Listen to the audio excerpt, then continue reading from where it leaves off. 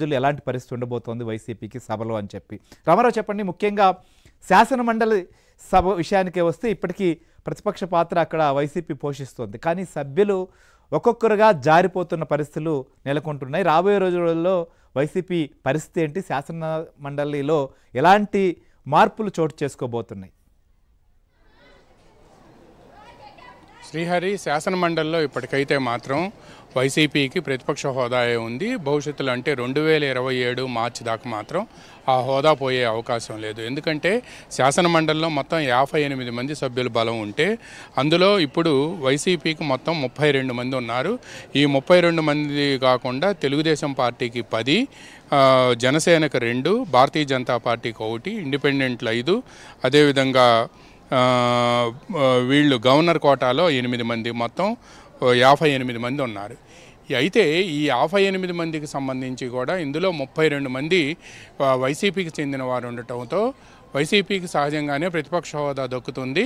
శాసనమండలిలో ప్రతిపక్ష నేతగా కూడా మాజీ మంత్రి బొత్స సత్యనారాయణని జగన్ ఎంపిక చేశారు. శాసనమండలిలో తమకు బలం ఉండటంతో శాసనమండలి సభ్యులంతా కూడా మండలికి సమావేశాలకు హాజరవుతుంటే వైసీపీ తనకు ప్రతిపక్ష హోదా లేదు అని క్వైట్ కాంట్రరీగా ఇక్కడ అసెంబ్లీకి మాత్రం వాళ్ళ సభ్యులను ఎవరిని హాజరు కానివ్వట్లేదు.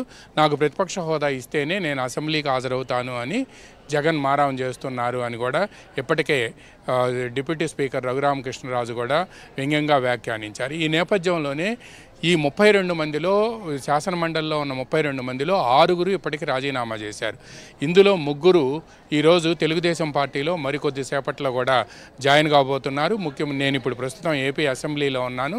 అసెంబ్లీలో ముఖ్యమంత్రి ఇప్పుడే జలవనరుల శాఖ మీద, నీటిపారుదల ప్రాజెక్టుల మీద ఆయన ప్రసంగం పూర్తయింది.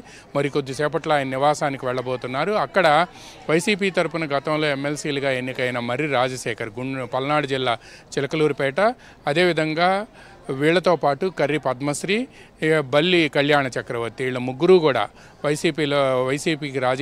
వైసీపీకి ఎమ్మెల్సీ పదవులకు కూడా రాజీనామా చేశారు. కానీ వీళ్ళ రాజీనామాని ఈ రోజు వరకు కూడా చైర్మన్ ఆమోదించలేదు. అదేవిధంగా జయమంగళం వెంకటరమణ, ఆయన ఏలూరు జిల్లా కైకలూరుకు సంబంధించిన వ్యక్తి. గతంలో కైకలూరు నుంచి పోటీ చేసి తెలుగుదేశం పార్టీ ఎమ్మెల్యేగా కూడా పనిచేశారు. అయితే జయమంగళం వెంకటరమణ తనకి సీట్ ఇవ్వలేదని అసంతృప్తితో ఆయన వైసీపీలో చేరారు. వైసీపీలో ఆయనకి ఎమ్మెల్సీ పదవి ఇచ్చారు. కానీ తెలుగుదేశం కూటమి ప్రభుత్వం అధికారంలోకి వచ్చిన వెంటనే ఆయన కూడా ఆ ఎమ్మెల్సీ పదవికి రాజీనామా చేశారు. ఆయన అటు తెలుగుదేశం, ఇటు జనసేన ఈ రెండిట్లో దేంట్లో చేరాలనే అంశానికి సంబంధించి జనసేన వైపు మొగ్గుతున్నట్టుగా మనకు తెలిసింది. ఇక పోతులు సునీత, జకియా ఖానం మండల్ డిప్యూటీ చైర్మన్గా ఉన్నారు.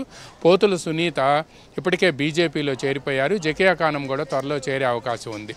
అంటే వీళ్ళ 6 బయటికి వెళ్ళిపోవడంతో వైసీపీ బలం 26కు చేరుకుంది. అయినా 26కు చేరుకున్నప్పటికీ కూడా వాళ్ళకి ప్రతిపక్ష హోదా పోయే అవకాశం లేదు. ఎందుకు అనంటే 2027లో మార్చిలో దాదాపుగా 22 స్థానాలు ఖాళీ కాబోతున్నాయి. ఈ 22 స్థానాలు ఖాళీ కాబోతున్నాయంటే ఇంకా కేవలం 16 నెలల వ్యవధిలో వీళ్ళు మాజీలుగా మారబోతున్నారు.